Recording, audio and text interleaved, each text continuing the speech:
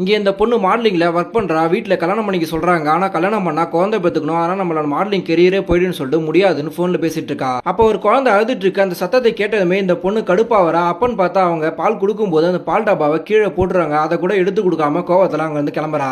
ஆனா அங்க கிளீன் பண்றவங்க அதை எடுத்து கொடுத்துட்டு குழந்தைக்கு கால்ல மசாஜ் பண்ணா தூங்கிடுன்னு சொல்லிட்டு ஐடியா கொடுக்குறாங்க. இவங்களுமே அந்த அக்கா கிட்ட உங்களுக்கு எப்படி தெரியும்னு கேக்குறாங்க. அப்பதான் அந்த அக்காவுமே எனக்கு 3 குழந்தை இருக்குன்னு சொல்றாங்க. அப்ப எப்படி குழந்தைகளாம் பாத்துக்கிறேன்னு கேட்டதுக்கு நான் இங்க ஒர்க் பண்ணி முடிச்சதுமே என்னோட அம்மா வேலையை நான் பார்க்க ஆரம்பிச்சிருவேன்னு சொல்லிட்டு ஜாலியா சொல்லிட்டு இருக்காங்க. அப்ப பக்கத்துல இருக்கவங்க இப்படி டபுள் டியூட்டி பார்த்து கஷ்டப்படணும்னு என்ன அவசியம்னு கேக்குறாங்க. ஆனா இவங்க நீங்க குழந்தைய வளர்க்கறத பத்தி என்ன நினைச்சிட்டு இருக்கீங்கன்னு எனக்கு தெரியாது. ஆனா எனக்கு குழந்தையால் தான் என்னோட லைஃபே மேல போயிருக்குன்னு சொல்றாங்க. பட் இவங்க படிக்காதனால தான் இப்படி பேசிட்டு இருக்காங்க. ஆனா பக்கத்துல அந்த குழந்தைய வச்சிட்டு இருக்கவங்க படிச்சவங்க நீங்க எப்படி நினைக்கிறீங்கன்னு கேக்குறாங்க. இந்த குழந்தை வந்த பிறகு உங்களோட ஃப்ரீடம் எல்லாம் போச்சு தானேன்னு சொல்லிட்டு ஓப்பனா சொல்லி கேக்குறாங்க. இவங்களும் அதெல்லாம் இல்லன்னு சொல்றாங்க. பட் நீங்க ஹவுஸ் ஒய்ஃபா இருக்கிறதுனால தான் உங்களுக்கு எதுவுமே தெரியல. நீங்க வேலைக்கு போனா உங்களுக்கு கஷ்டம் தெரியும்னு சொல்லிட்டு இவங்க சொல்றாங்க. அப்பதான் அவங்க யார் சொன்னது நான் வேலைக்கு போலன்னா இந்த என்டையர் டிஸ்ட்ரிக்டே நான் தான் லா அண்ட் ஆர்டர்லாம் மெயின்டைன் பண்றேன்னு சொல்லிட்டு போறாங்க. இதை எல்லாத்தையும் கேட்டுட்டு இருந்த இந்த பொண்ணுமே நீங்க என்ன ஒர்க் பண்றீங்கன்னு சொல்லிட்டு கேக்குறாங்க. அப்பதான் இந்த பொண்ணுமே நான் எஸ்எஸ்பியா இருக்குன்னு சொல்லிட்டு அங்க இருந்து கிளம்புறாங்க. தென் கொஞ்சம் மாசத்துக்கு அப்புறம் கொரியர்ல ஒரு புக் வருது. அதை பிரிச்சு பாக்குறாங்க. பார்த்தா மாடலிங்கா ஆக போறேன்னு சொன்ன பொண்ணு பிரெக்னன்ட்டோட மாடலிங் ஒர்க்கை பார்த்துட்டு இருக்கா.